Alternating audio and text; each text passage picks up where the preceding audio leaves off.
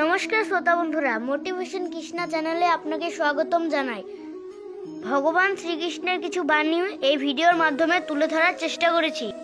পুরো ভিডিওটা দেখুন। ভিডিওটি ভালো লাগলে সাবস্ক্রাইব করে বেল বাটনটি ক্লিক করে পাশে থাকুন, আর কমেন্টে জয় শ্রীকৃষ্ণ লিখতে ভুলবেন না। চলুন ভিডিওটি শুরু করা যাক। কখনো কখনো মানুষ মনে করেন যে সে নিজেই সব থেকে বেশি শক্তিশালী। তিনি হলেন জ্ঞানী। দেখুন, এটা ভালো ব্যাপার যে আপনার মধ্যে শক্তি আছে, জ্ঞান আছে, আর এটা শুধু আপনার জন্য নয়, এই সমস্ত সমাজের জন্য, দেশের জন্য, সমগ্র পৃথিবীর জন্য অত্যন্ত আবশ্যক। কিন্তু এই কথাটাও বোঝা অত্যন্ত আবশ্যক যে এই জ্ঞান যেন কখনো অহংকার না হয়ে ওঠে। যখন মানুষের মধ্যে জ্ঞান থাকে তখন সে রাম হয়ে ওঠে। রাম, যিনি সমুদ্রের বুকে সেতু বানিয়েছিলেন, বানর সেনার দ্বারা রাক্ষস রাজকে পরাজিত করেছিলেন, আর চিরকালের জন্য সবার কাছে আদর্শ হয়ে উঠেছিলেন। আর যদি মানুষের মনে অহংকার জন্মায় তাহলে সে রাবণ হয়ে ওঠে। দেশে বিদেশে যতই খ্যাতি থাকুক না কেন, সে রাক্ষস হয়ে ওঠে, নিজের সাথে সাথে সমস্ত কুলের বিনাশ করে বসে। এবার জ্ঞান নাকি অহংকার, আপনার কি চাই সেই সিদ্ধান্ত আপনার, আর আপনার এই সিদ্ধান্তই নিশ্চিত করবে যে আপনার কর্ম কি হবে, আর আপনার এই কর্মই নিশ্চিত করে দেবে আপনার প্রারব্ধ কি হবে। তাহলে শুভ কর্ম করুন আর আমার সাথে ভালোবেসে বলুন রাধা রাধা। আপনি কখনো পাখিদের দেখেছেন? যেভাবে মানুষ তার সন্তানকে জন্ম দেয়, পাখিরাও সন্তানদের জন্ম দেয়। আর যেই তার সন্তান এই সংসারে প্রবেশ করে, সেই পাখি তাকে আগলে রাখে, তার যত্ন করে, ওর জন্য বাসা বানায়, ওর জন্য দূর কোথাও থেকে খাবার নিয়ে আসে, নিজের ঠোঁট দিয়ে ওর মুখে খাবার খাইয়ে দেয়, সবকিছু করে। কিন্তু একটা কাজ পাখি করে কিন্তু মানুষ কখনোই করে না। যখন পাখি মনে করে যে তার সন্তান বড় হয়ে গেছে, ওকে এবার ওরা শিখতে হবে, নিজেকেই আত্মরক্ষা শিখতে হবে, নিজের খাবার নিজেই খুঁজে আনতে হবে, তো সেই পাখি তার সন্তানকে বাসা থেকে বের করে দেয়। তারপর সেই পাখির সন্তান নিজে উঠতে শেখে, আত্মরক্ষা করতে শেখে, এবং আস্তে আস্তে সে আত্মনির্ভর হয়ে ওঠে। কিন্তু মানুষ কি তার সন্তানের সাথে এটাই করে? কখনোই নয়। মানুষ তার সন্তানকে নিজের সাথে বেঁধে রাখে, সব সময় তার লালন পালনের, তার দেখাশোনার ব্যবস্থা করে রাখে, আর এটাই ভাবেন যে আমি হলাম ওর পালন কর্তা, ওর খেয়াল রাখা তো আমার কর্তব্য। কিন্তু না, এই কাজ করতে করতে উনি আস্তে আস্তে নিজেরই সন্তানের শত্রু হয়ে ওঠেন, তার বিকাশের শত্রু হয়ে ওঠেন। তাই যখন সন্তান বড় হবে তখন অবশ্যই ভালোবাসুন, কিন্তু পাখির মতো কঠোর হওয়া প্রয়োজনীয়, তবেই তার বিকাশ হবে। ওকে নিজের কষ্ট নিজেকেই সহ্য করতে দিন, শিখতে দিন জীবনের অনুভূতি কেমন, তবেই তার বিকাশ হবে। নয়তো সেই সন্তান আজীবন আপনার জন্য বোঝা হয়ে থাকবে, আর আপনি তার বিকাশের পথে আজীবন বাধা হয়ে থাকবেন। আর আমার মনে হয় না আপনি সেটা চাইবেন, তাই তো? আসুন আমার সাথে ভালোবেসে বলুন রাধা রাধা। সুখ আর অভিজ্ঞতা, এই দুই জীবনে একসাথে কখনোই আসে না। মনে রাখবেন, যেখানে সুখ থাকে সেখানে অভিজ্ঞতা থাকে না, আর যখন এই সুখ আমাদের জীবন থেকে দূরে চলে যায় তখন আমাদের জীবনে আসে এই অভিজ্ঞতা। পরমাত্মা, প্রকৃতি, নিয়তি এই অভিজ্ঞতাকে আমাদের জীবনে পাঠান যাতে আমরা একটা অত্যন্ত গুরুত্বপূর্ণ শিক্ষা, একটা জ্ঞান প্রাপ্ত করতে পারি। এই অভিজ্ঞতা আমাদের শেখায় যে অতীতে এমন কি হয়েছিল যা আমাদের করা উচিত হয়নি। আমাদের শেখায় ভবিষ্যতে এমন কি আছে যা আমাদের করা উচিত আর কি করা উচিত নয়। দেখতে গেলে এই অভিজ্ঞতা আমাদের সেই শিক্ষা দেয় যার জন্য আমরা সুখের দিকে উচিতভাবে অগ্রসর হতে পারি।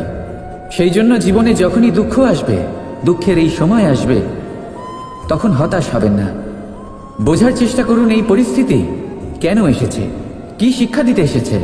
যদি আপনি সেই জ্ঞান লাভ করেন, সুখের পথে অগ্রসর হন, তাও উচিত রূপে, তাহলে এই অভিজ্ঞতার উদ্দেশ্য পূরণ হয়ে যায়। তাহলে আসুন আর আমার সাথে ভালোবেসে বলুন রাধা রাধা। আমরা সকলে চাই আমাদের জীবনে সাফল্য আসুক, আমরা চাই যে এই সংসারে আমাদের খ্যাতি ছড়িয়ে পড়ুক, আমরা চাই যেন আমরা আলোচিত হই। কিন্তু শুধু চাইলেই কি যায় আসে? যদি এই সংসারে আলোচিত হতে হয় তাহলে পরিচিত হতে হবে পরিশ্রমের দ্বারা। যতক্ষণ না আপনারা পরিশ্রমের সাথে পরিচিত হবেন, সাফল্যের সাথে পরিচিত হবেন না। সংঘর্ষ করতে হবে প্রতিদিন, প্রতি বছর। জীবনের সব পরিস্থিতিতেই হয়তো নতুন নতুন বাধা আসবে, নতুন নতুন বিঘ্ন ঘটবে, কিন্তু এটা আবশ্যক নয় যে সমস্ত বিঘ্ন বিনাশের জন্য আসবে। কিছু বিঘ্ন আপনার পথ প্রশস্ত করার জন্য আসবে, আপনার পথ পরিষ্কার করার জন্য আসবে। যদি আপনাকে উদাহরণ দিই, যখন বন্যা আসে, বাড়ি ঘর ভেসে যায়, তখন আমরা হতাশ হয়ে পড়ি, আমরা দুঃখী হয়ে পড়ি। কিন্তু সেই বন্যাই আমাদের সেই ধরিত্রীকে এত উর্বর করে তোলে যে সেই উর্বর অংশ কাজে লাগিয়ে আমরা সেরকম আরো 10টা বাড়ি বানাতে পারি।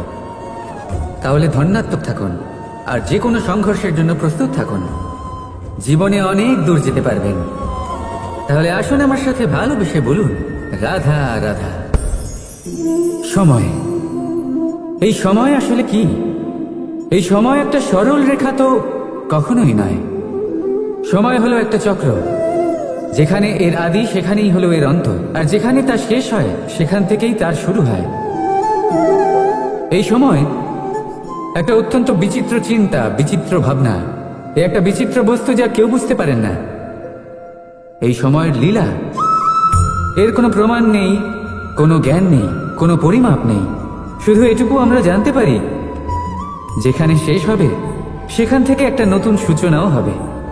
যা আজ আপনার কাছে আছে, কাল অন্য কারোর কাছে যাবে, তারপরে তার কাছ থেকেও অন্য কারোর কাছে যাবে, তারপরে তার থেকেও ছিনিয়ে নেওয়া হবে। এই নিয়তির একজনের কাছ থেকে অন্যজনের কাছে আদান প্রদানের এই সময় হলো আপনার সময়। এই সময়ের সদ্ব্যবহার করুন, এই সময়কে বাঁচুন। আপনাকে শুধু এটাই সুনিশ্চিত করতে হবে যে আপনি কোন পক্ষে আছেন। আর সত্যি বলতে কি, আপনার জীবনের পরিণাম নির্ভর করে আপনার নির্বাচনের ওপর। আপনি কোন পক্ষ নির্বাচন করছেন। তাহলে মনে রাখবেন, জীবনে সেই পক্ষই নির্বাচন করবেন যা চয়ন করার পরে আপনি সুখ অনুভব করবেন, আপনি সন্তোষ লাভ করবেন, প্রসন্নতা লাভ করবেন। আর আমি এটাই সুনিশ্চিত করব যে এই পক্ষ যেন শান্তির পক্ষ হয়, এই পক্ষই যেন প্রেমের পক্ষ হয়। তাহলে চিন্তা করবেন না, আর আসুন আমার সাথে ভালোবেসে বলুন, রাধা রাধা। পরিবর্তন এই সংসারের শাশ্বত নিয়ম। কোনো রাজা নেই যিনি চিরকাল রাজা থাকেন, কোনো ধনী ব্যক্তি নেই যিনি চিরকাল ধনী থাকবেন। এই সংসারে সূর্যের স্থান নেওয়ার জন্য চন্দ্রিমার আগমন ঘটে। কোন স্থান যাকে পতিত বলা হয়েছিল সেখানে মহল তৈরি হয়েছে, কোন স্থান যাকে আজ মলিন বলা হয়েছে কাল সেখানে মন্দির স্থাপন হতে পারে। কোনো ঋতু চিরকালের জন্য থাকে না, কখনো সময় চিরকাল একরকম থাকে না। আজ যা আপনার কাছে রয়েছে কাল অন্য কারোর ছিল, আজ যে আপনার কাছে রয়েছে কাল তা অন্য কারোর কাছে চলে যাবে। আপনার সাথে কিছু থাকলে তা হলো আপনার কর্ম, কিন্তু সেই কর্মের পরিণামও আপনার নয়। আপনি শুধু কর্ম করুন, বাকি সবকিছুই পরিবর্তনশীল। কিন্তু সেই পরিবর্তনকে দেখে ভয় পাওয়ার প্রয়োজন নেই, তাকে স্বাগত জানান। যদি আপনি হাসি মুখে সেই পরিবর্তনকে স্বাগত জানান, তাহলে এই পরিবর্তনও হাসি মুখে আপনার সাথে থাকবে। আসুন আমার সাথে ভালোবেসে বলুন, রাধা রাধা।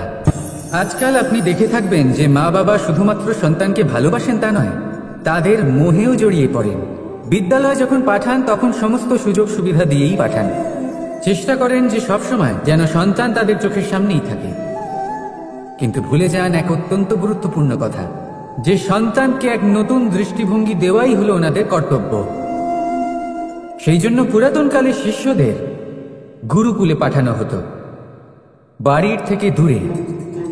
কারণ বাড়ি ছেড়ে যাওয়া এক সন্তানের জন্য, এক শিষ্যের জন্য অত্যন্ত শুভ লক্ষণ হয়। যখন সে বাড়ির থেকে দূরে, গৃহস্থের থেকে দূরে থাকবে, তখন এই সংসারকে সে এক নতুন দৃষ্টিভঙ্গি দিয়ে দেখবে, পরখ করবে, বুঝতে পারবে, আর সবকিছু নিজে থেকেই শিখে যাবে কখন আক্রমণ করতে হয়, কখন পিছু হটতে হয়, কিভাবে এই সংসারের সম্মুখীন হতে হয়। আর এটা আপনার দৃষ্টি ওকে শেখাতে পারবে না, ওর অভিজ্ঞতা ওকে শেখাতে পারবে। তাই মনে রাখবেন, যদি আপনি চান যে আপনার সন্তানের বিকাশ হোক, তাহলে অনেক সময় ওকে নিজের থেকে দূরে নিয়ে যেতে হয়। যদি মোহে আবদ্ধ থাকেন তাহলে ওর বিকাশ কখনোই হবে না। তাহলে আসুন আমার সাথে ভালোবেসে বলুন, রাধা রাধা। সুরক্ষা, এই সুরক্ষা আসলে কি? এটা কি কোনো কবচ, নাকি কোনো সীমা? এই সুরক্ষা আসলে অন্য কিছু। আমাদের মাতা পিতা, আমাদের প্রিয়জন, আমাদের বন্ধু, এই সমাজ আমাদের শুভাকাঙ্ক্ষী, আমাদের আত্মীয়, এনারা সবাই আমাদের জীবনে কোনো না কোনোভাবে সুরক্ষা দিয়ে থাকেন, একটা কবচ দিয়ে থাকেন কোনো না কোনো রূপে। কিন্তু দেখতে গেলে আমাদের পরাক্রমের পথে, আমাদের বীরত্বের পথে, আমাদের সাহসের পথে এই সুরক্ষাই সব থেকে বড় বাধা হয়ে দাঁড়ায়। একবার ভেবে দেখুন, যদি আপনি কোনো সুরক্ষাই না পান, বা যদি আপনি এই সুরক্ষা ভেঙে বাইরে আসতে পারেন, তাহলে আপনার বীরত্ব চরম সীমায় পৌঁছে যায়। কেন? কারণ তখন আপনি জানেন যে এই সংসারের সম্মুখীন আমাদের নিজেদেরই হতে হবে। আপনি বুঝে যান যে শত্রুর সম্মুখীন এবার নিজের বলের দ্বারা, নিজের পরাক্রমের দ্বারা, নিজের সাহসের দ্বারা করতে হবে। আর তখন আমাদের মনের মধ্যে এই শক্তি জাগ্রত হয়। এই শক্তি অন্তরেই বসবাস করে, শুধু এটা চিনে নিতে হবে, একে জাগ্রত করতে হবে। আর এটা সুরক্ষা ভেঙে যাওয়ার পরেই সম্ভব হয়। আর যারা নিজের শক্তি সম্পর্কে জানেন, যিনি নিজেই জানেন তিনি কতটা শক্তিশালী, তিনি নিজেই নিজের সুরক্ষা কবচ চিরকালের মতো ভেঙে ফেলে দেন, ঠিক কর্ণের মতো। আর তারপরে দেখুন, আপনার পরাজয় হোক বা বিজয়ী হোক না কেন, সেটাই অনেক বড় হয়, সেটাই প্রশস্ত হয়ে থাকে। সেই জন্য ত্যাগ করুন নিজের ভয়কে, নিজের আশেপাশের এই সুরক্ষা চক্রকে ভেঙে ফেলুন, আর সম্মুখীন হন এই সংসারে, নিজের শত্রুর সম্মুখীন হন। পরাক্রমের এই অঙ্কুর, তা অঙ্কুরিত হওয়ার জন্য বীজের উপরের এই কবচ, এটা ভেঙে যাওয়া অতি আবশ্যক। আসুন আমার সাথে ভালোবেসে বলুন, রাধা রাধা। বটবৃক্ষের বীজ সর্ষের দানার থেকেও ছোট হয়, কিন্তু যখন তা নিজের রূপ ধারণ করে তখন তা বিশাল বৃক্ষের আকার ধারণ করে, যা সহস্র বছর ধরে বেঁচে থাকে, ছায়া প্রদান করে, পাখিদের আশ্রয় প্রদান করে, আর দেয় পথচারীদের বিশ্রাম করার স্থান। কেন? কারণ সেই ছোট বীজ তা মাটির ভেতরে গিয়ে নিজের খোলস ত্যাগ করে। অন্ধকারে থাকে সে, যতই আলো আসুক না কেন, যতই বর্ষা আসুক না কেন, সব সহ্য করে। আর তারপরে একটা চারা গাছ অঙ্কুরিত হয়, তারপর ধীর গতিতে একটা বিশাল বৃক্ষতে পরিণত হয়। দেখুন, জীবনে কঠিন সময় আসে, এই জন্য নয় যে আপনি হার মেনে নেবেন, এই জন্য আসে যাতে আপনি ভবিষ্যৎ নির্মাণের জন্য নিজেকে তৈরি করতে পারেন। যদি কঠিন সময়ে আপনি ওই বীজের মতো দৃঢ় হয়ে থাকতে পারেন, তাহলে আপনিও একদিন সেই বিশাল বৃক্ষের মতো নিজের অস্তিত্ব গড়ে তুলতে পারবেন, যা সহস্র বছর পর্যন্ত মনে রাখা হবে। আসুন আমার সাথে ভালোবেসে বলুন, রাধা রাধা। সদিচ্ছা। দেখতে গেলে 3 অক্ষরে তৈরি এই শব্দ, কিন্তু সমস্ত ত্রিলোক তার উপরেই আধারিত। আপনি এই সংসারে এসেছেন, তখন অবশ্যই শ্বাস নেবেন, কিন্তু তার বদলে আপনাকে কিছু তো দিতেই হবে। আপনার উপর নির্ভর করছে আপনি কি দেবেন। কি দেবেন এই সংসারকে, এই সমাজকে, নিজের পরিবারকে, আর তার বদলে কি নেবেন? যশ নাকি অপযশ? দেখুন, এক ছিল রাবণ, যে কিনা সমুদ্র পার করলো সীতাকে অপহরণ করার জন্য, আর এক ছিলেন রামচন্দ্র, যিনি সমুদ্র পার করেছিলেন, সেতু বানিয়ে গিয়েছিলেন সীতাকে ফিরিয়ে নিয়ে আসার জন্য। দুজনেই সমুদ্র পার করেছিলেন, শুধু পার্থক্য ছিল সদিচ্ছাকে বোঝার লক্ষ্যে। অনেক মানুষের যাত্রা একরকম হতেই পারে, কিন্তু আনন্দ তখনই লাভ করবেন যখন লক্ষ্য শুভ হবে, মহান হবে। এই লক্ষ্য দিয়ে এই সংসারের কল্যাণ হবে এবং মানুষের সম্মান হবে। যদি আপনার সংকল্প উচিত হয়, তাহলে আপনার লক্ষ্য উচিতই হবে, নয়তো শুধুমাত্র বিনাশ হবে। আর উচিত এটাই হবে যে বিনাশের হাত থেকে যেন নিজেকে বাঁচানো যায়, কি বলেন? তাই জীবনে যে লক্ষ্য স্থির করছেন, মনে রাখবেন তা যেন শুভ লক্ষ্য হয়। যদি এরকম হয়, তাহলে আপনার যাত্রা, আপনার জীবন দুটোই শুভময় হবে। আসুন আর আমার সাথে ভালোবেসে বলুন, রাধা রাধা। দৃষ্টি আর দৃষ্টিভঙ্গি, এই সমগ্র লীলা হলো এই দুইয়ের। বিচিত্র হতে পারে, কিন্তু এটাই সত্যি। এবার আপনাকে একটা উদাহরণ দিয়ে বোঝাই। অনেক সময় আপনি কোনো ব্যক্তিকে এটা বলতে শুনবেন যে আমি আমার নিজের উপরে গর্ব করি, আমি নিজেকে নিয়ে গর্ব করি, আমি খুব ভালোভাবে আমার মা বাবার সেবা করি, ওনাদের আমি সবসময় সুখী রাখি, ওনাদের আমি একটা বাড়ি দিয়েছি, সকল সুখ সুবিধা দিয়েছি, ওনাদের জীবনে প্রত্যেক জিনিস দিয়েছি আর দেব যা তাদের প্রয়োজন।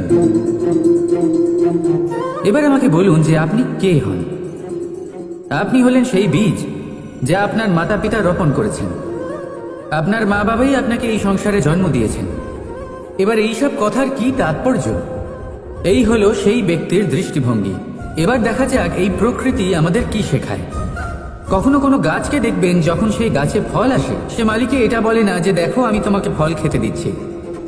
সেই বৃক্ষ এটা বলে না যে দেখো আমি তোমায় আহার করতে দিচ্ছি, কারণ ও জানে যে এটা হলো সেই মালির পরিশ্রম, এটা হলো তারই কর্মের ফল, আর এটা তারই পাওয়া উচিত।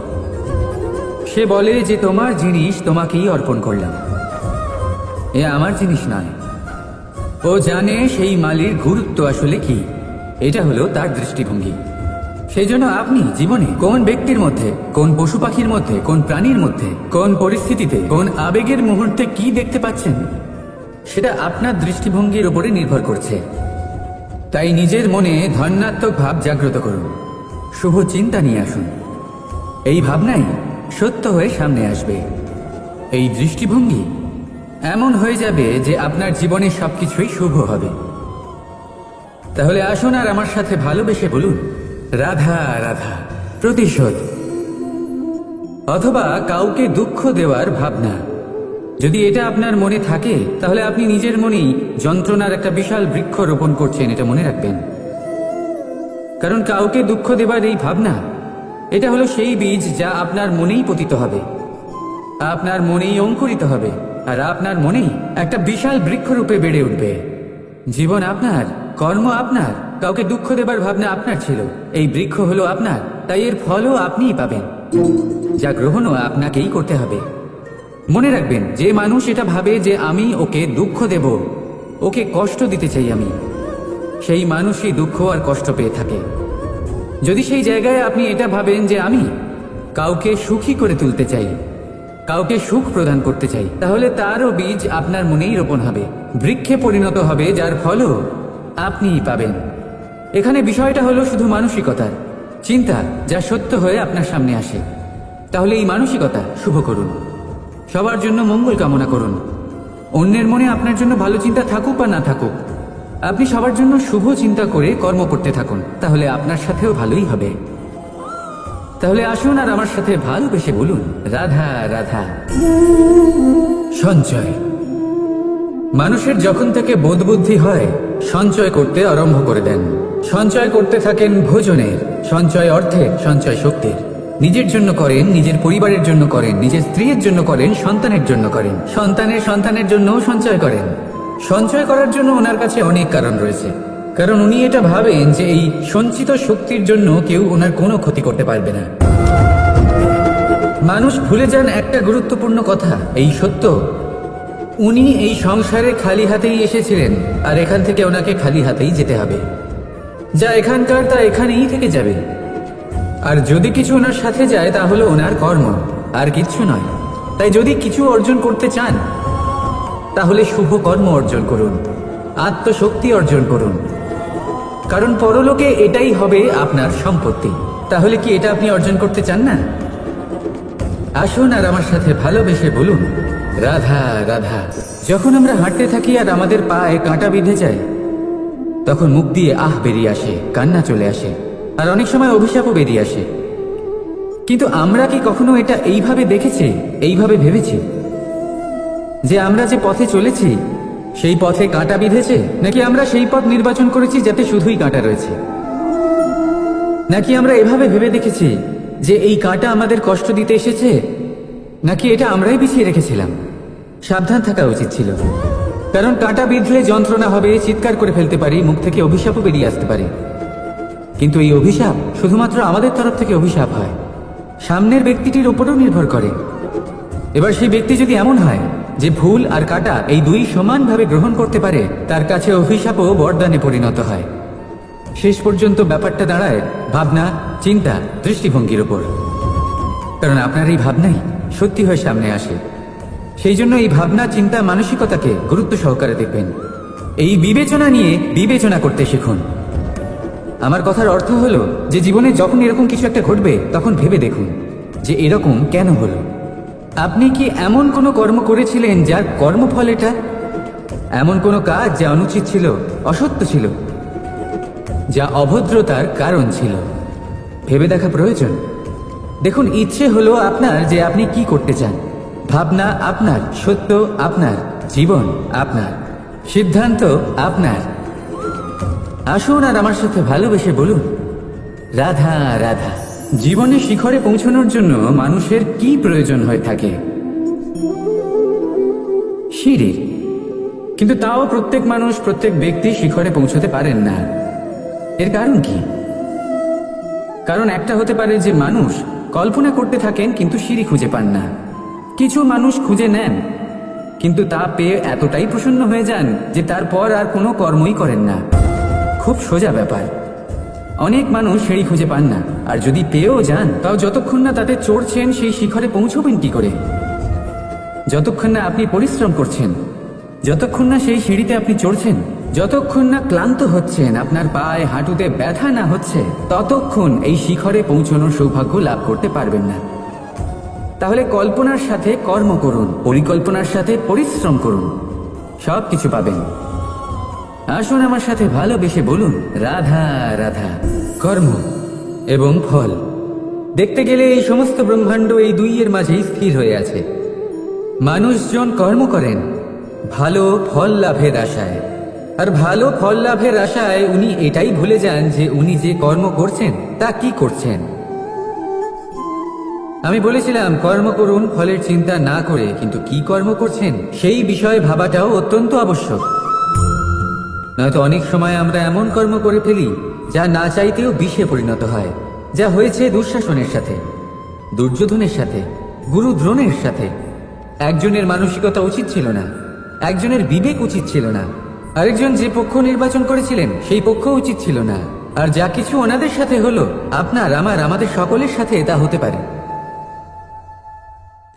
আমি বলেছিলাম কর্ম করুন, ফলের চিন্তা করবেন না, কিন্তু এই কর্মের বিষয়ে বিচার করে দেখাটাও ততটাই আবশ্যক। দেখুন, কর্ম করার উচিত প্রক্রিয়া ফলের চিন্তা না করা, কিন্তু যদি আপনার কর্ম শুভ হয় তাহলে তার ফলও নিয়তি আপনাকেই দেবে। সর্বদা কর্ম করার সময় এটা ভাবুন যে আপনার এই কর্ম এই সংসারকে, এই সমাজকে, আপনার পরিবারকে, আপনার আশেপাশের মানুষজনকে কোন দিশায় নিয়ে যাবে। যদি এটা সবার জন্য মঙ্গলময় হয় তাহলে কর্ম করতে থাকুন। আর হ্যাঁ, নিশ্চিত রূপে ফলের চিন্তা করবেন না। আসুন আমার সাথে ভালোবেসে বলুন, রাধা রাধা। সমস্যা, কঠিন সময়, সংকট, বিপদ কার জীবনে নেই? প্রত্যেকের জীবনে আছে। কিন্তু আমাকে একটা কথা বলুন, যদি নৌকায় ঢেউকে ভয় পেতে শুরু করে তাহলে সাগর পার করবে কে? কখনো কোনো ছোট্ট পিঁপড়েকে দেখেছেন যে আকারে হয়তো ছোট হতে পারে কিন্তু বড় শিক্ষা দিয়ে যায়? কিন্তু আমরা শিখিই না। এবার দেখুন একটা পিঁপড়েকে যে ভোজনের খোঁজে বাইরে বের হয়, একটা ছোট্ট দানা তুলে নেয়। ছোট দানা তোলে কারণ তার থেকে বেশি সে তুলতেই পারবে না। সে দানা নিয়ে চলতে শুরু করে, কোনো দেওয়ালে উঠে পড়ে, আবার পড়েও যায়। সেই দানা দূরে কোথাও একটা পড়ে যায়, তা আবার খোঁজে, তুলে নেয়, আবার চলতে থাকে। পড়ে যায়, আবার ওঠে, পড়ে যায়, আবার ওঠে। সেই দানাটা রেখে দেয়, আবার বেরিয়ে পড়ে ভোজনের খোঁজে। পরিশ্রম করতে থাকে কিন্তু হার মানে না। এই শিক্ষাই তো আমাদের প্রাপ্ত করতে হবে। নিরন্তর পরিশ্রম আর নির্ভীক হয়ে কর্ম করে যেতে হবে। এটাই হলো সাফল্যের মাধ্যম, এটাই হলো জয়ের মন্ত্র, অচ্যুত অজয় অস্ত্র। তাহলে আসুন আর আমার সাথে ভালোবেসে বলুন, রাধা রাধা। জীবনে কখনো কখনো আমরা সেই পরিস্থিতিতে ফেসে যাই যখন আমাদের মনে হয় যে আমাদের নতুন কিছু একটা করতে হবে, কিন্তু আমরা করতে পারি না। কারণ কোথাও না কোথাও আমরা রীতির দ্বারা আবদ্ধ, আর আমরা সেই রীতি ভাঙতে চাই না। কেবল একটাই প্রশ্ন আসে মনে, আশেপাশের মানুষ কি বলবে, আশেপাশের মানুষ কি ভাববে। আপনাকে একটা প্রশ্ন করি, কারা এই মানুষজন? আপনার জন্মের সময় এই মানুষজন কোথায় ছিলেন? যখন আপনি কোনো সমস্যায় পড়েন তখন এই মানুষজন কোথায় থাকেন? এগিয়ে এসে কি আপনাকে সাহায্য করেন, নাকি সেই সমস্যার সমাধান আপনি নিজেই করেন? এইসব মানুষজনের চিন্তা ত্যাগ করুন যদি আপনি জীবনে বাঁচতে চান। ভেবে দেখুন জীবনে কি কি শুভ আছে আর কি কি শুভ করতে পারেন। যদি তা স্রোতের বিপরীতে হয় তাহলে সংঘর্ষ করুন, কিন্তু এইসব মানুষজনের কথা ভাববেন না। ভেবে দেখুন জীবনে আপনি কি কি শুভ কাজ করতে পারেন। এটা ভাবুন যে আপনি কখনো এমন কোনো কাজ করে ফেলেননি তো যার জন্য কারো হৃদয় আহত হয়েছে। শুভর দিকে নিজের চিন্তা কেন্দ্রীভূত করুন, আপনার জীবনে সব কিছু শুভই হবে। তাহলে আসুন আমার সাথে ভালোবেসে বলুন, রাধা রাধা।